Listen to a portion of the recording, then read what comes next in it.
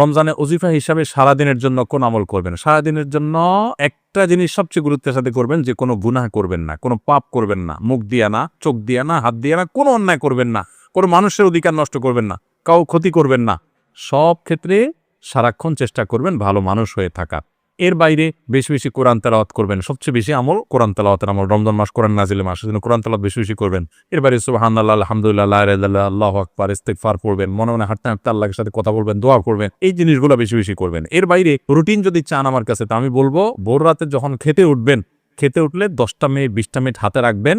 আগে খানা শেষ করে এরপরে একটু আল্লাহর কাছে দোয়া করবেন, অথবা আগে দোয়া করে তারপরে খানা খাবেন। একটু ভোর রাতে দোয়া কবুল হয়, এটা সারা বছর আপনি পারেন না, রমজানের সুযোগ আসে, এই সুযোগটা হেলায় হারাবেন না।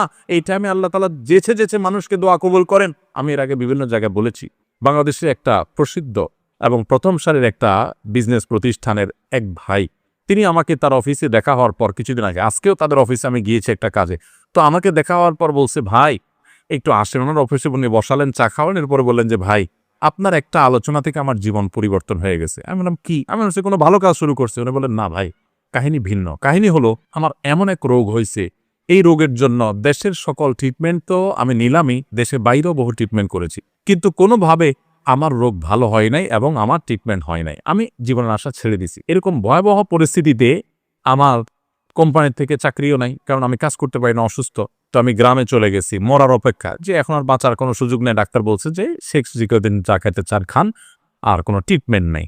বলেন যে আমি গ্রামে চলে গেছি, আশা ছেড়ে দিছি, অনেক কষ্ট যন্ত্রণা রোগের কারণে মারা যাব, এরকম একটা অবস্থা।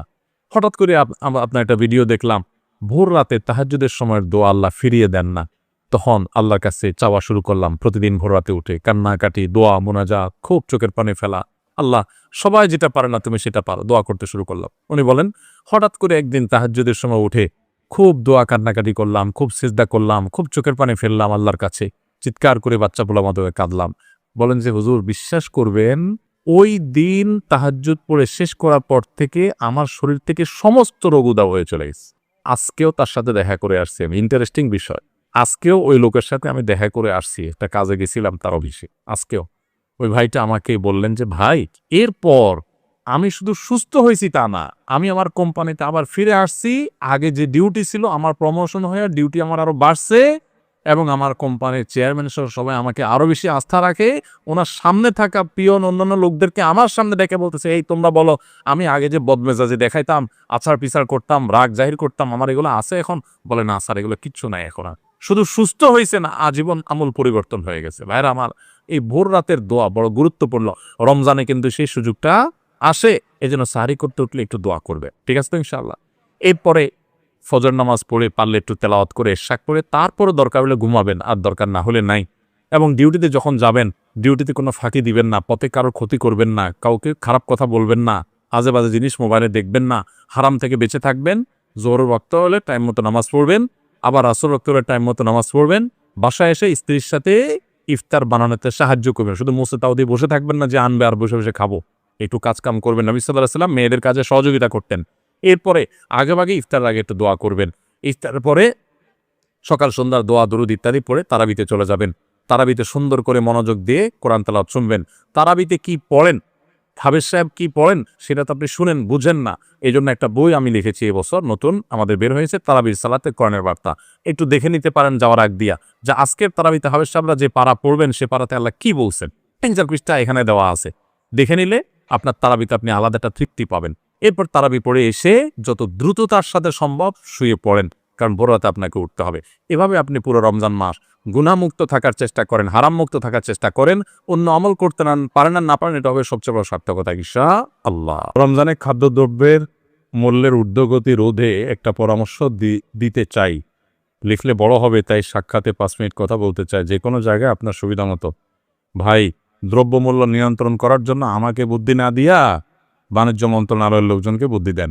আমার হাতে তো ক্ষমতা নেই, আপনার বুদ্ধি আমি কাজে লাগাইতে পারবো না। তো কোন বুদ্ধি দিলে সব 2 নম্বর ব্যবসা সাইজ করা যাবে, এটা তাদেরকে বুদ্ধি দেন।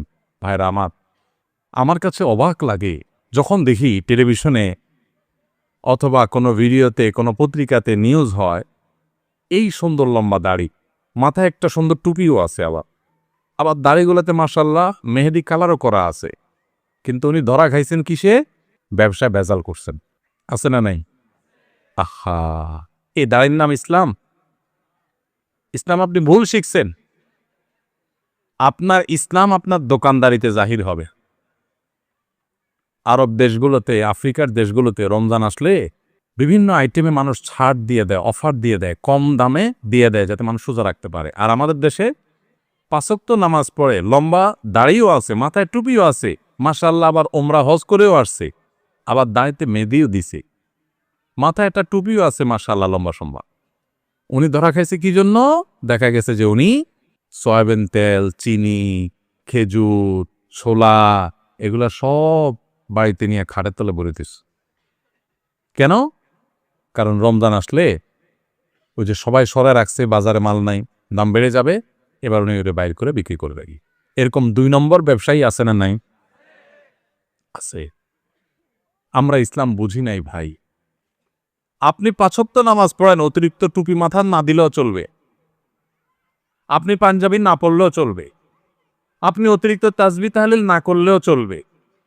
কিন্তু আপনি হক হালালে চলেন। মানুষের হক নষ্ট করিয়েন না। মানুষের হক নষ্ট করবেন আর এদিকে সুবহানাল্লাহ আলহামদুলিল্লাহ পড়বেন। আপনার সুবহানাল্লাহ আলহামদুলিল্লাহ দেখে শয়তানও হাসবে। আমি বলে গেলাম শয়তানও হাসবে। কারণ আপনি যে কাজটা করতেছেন এটা ইসলাম না। আপনি যেটা করতেছেন এটা ভুল। আপনি নফল কাজ করার চাইতে আপনার জন্য বেশি গুরুত্বপূর্ণ হলো আপনি কোনো মানুষের অধিকার নষ্ট করবেন। আপনি দোকানদারি করেন, আপনি চাকরি করেন, ব্যবসা করেন, যাই করেন ২ নাম্বারই করবেন। আল্লাহকে ভয় করতে হবে। কত বড় অপরাধী হলে রমজান মাস আসছে, ইবাদতের মাস আসছে, আল্লাহর বান্দারা ইবাদত বন্দেগী করবে। আপনি মাল মজুত করে, ক্রাইসিস সৃষ্টি করে অধিক মুনাফা করার ধান্দা করতেছেন। রোজাদারদের রোজা রাখতে বাধা দিচ্ছেন, একরকম ইবাদতে প্রতিবন্ধকতা সৃষ্টি করতেছেন। আপনার চাইতে বড় জালেম আল্লাহর জমিনে কে আছে? এই অবৈধ টাকা, এই হারাম টাকা, এই গুনাহের টাকা, এই ২ নম্বরই টাকা, মানুষের রক্ত শোষণ করে যে টাকা আপনি কামাও করবেন, এই রক্ত চোষার টাকা এটা বহুত হসপিটালে বিল দিয়ে আসবেন, আর রোগের কষ্টটা ফাও। বোঝেন নাই কথা? ২ নম্বরই টাকা কামাই করবেন, এটা যেভাবে কামাই করবেন ওইভাবে চলে যাবে।